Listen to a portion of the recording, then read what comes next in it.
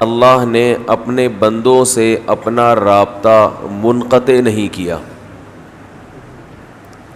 اللہ نے اپنے بندوں سے اپنا رابطہ منقطع نہیں کیا. رابطہ اور کنیکشن کسے کہتے ہیں؟ کہ آپ اپنی بات کسی کو بتائیں اور اس کی بات خود اپنے کانوں سے سنیں. یہ عمل جب ہو تو اسے کہتے ہیں کہ آپس میں کنیکشن ہے.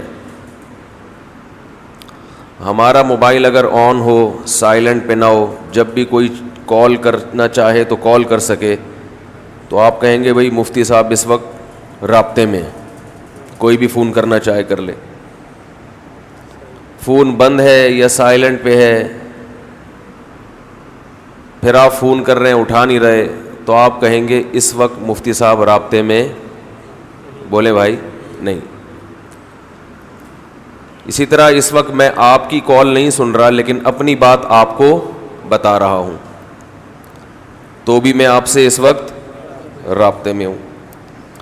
تو رابطہ اور کنیکشن کا مطلب یہ ہوتا ہے کہ یا تو دوسرے کی سن رہے ہوں یا اپنی دوسرے کو سنا رہے. کنیکشن کی ایسی ڈیفینیشن آپ کو ڈکشنری میں، بولو نا بھائی، نہیں ملے گی. تو لیکن اللہ کا جو کنیکشن ہے نا بندوں کے ساتھ، وہ آدم علیہ السلام کے زمانے سے لے کر اب تک چلا رہا ہے. دونوں طرف سے کنیکشن ہے کہ جب اللہ اپنی بات لوگوں کو سناتا ہے، یعنی اللہ بھی اپنی بات لوگوں سے کرتا ہے، وہ کرتا ہے پیغمبروں کے ذریعے. پیغمبر اللہ کا پیغام لے کے آتے ہیں اور لوگوں کو، بولو نا بھائی، بتاتے ہیں کہ اللہ نے اس وقت یہ کہا ہے آپ سے. پھر وہ پیغمبر زبان سے بھی لوگوں کو بتاتے ہیں، اور اللہ نے اگر کسی پیغمبر پر کوئی کتاب نازل کی ہو تو وہ کتاب بھی لوگوں کو دے کے چلے جاتے ہیں کہ بھئی یہ اللہ کی دستاویز ہے، اللہ نے اپنے بندوں سے کیا کیا باتیں کی ہیں وہ اس میں لکھی ہوئی ہیں. اور کنیکشن کا دوسرا طریقہ یہ ہے کہ بندوں کی بات اللہ سنے. تو اس کے لیے 24 گھنٹے اللہ تعالیٰ کا موبائل آن ہے، نہ وہ کبھی سائلنٹ پہ ہوتا ہے اور نہ وہ کبھی آف ہوتا ہے، نہ اس کا کبھی پیکج ختم ہوتا ہے. آ رہی ہے سمجھ میں؟ تو یہ دوسری قسم کا جو کنیکشن ہے یہ 24 گھنٹے، بولو بھائی، کھلا ہوا ہے.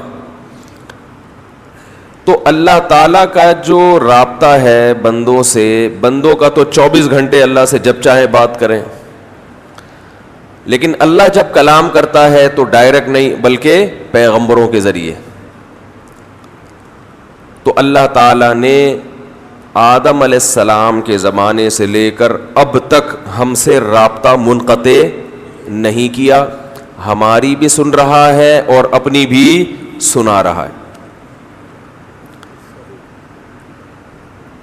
جب رسول اللہ صلی اللہ علیہ وسلم دنیا میں نہیں آئے تھے تو اللہ اپنا پیغام لوگوں تک پہنچاتا تھا آدم علیہ السلام کے ذریعے، نوح علیہ السلام کے ذریعے.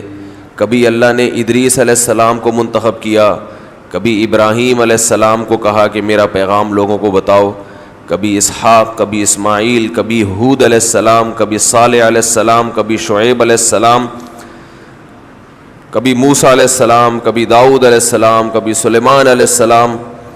ان میں 3 پیغمبر سب سے زیادہ مشہور ہوئے، جن کی تعلیمات کسی حد تک آج، یعنی تعلیمات کے بجائے یوں کہنا چاہیے کہ جن کے فالوورز آج بھی دنیا میں بڑی تعداد میں موجود ہیں.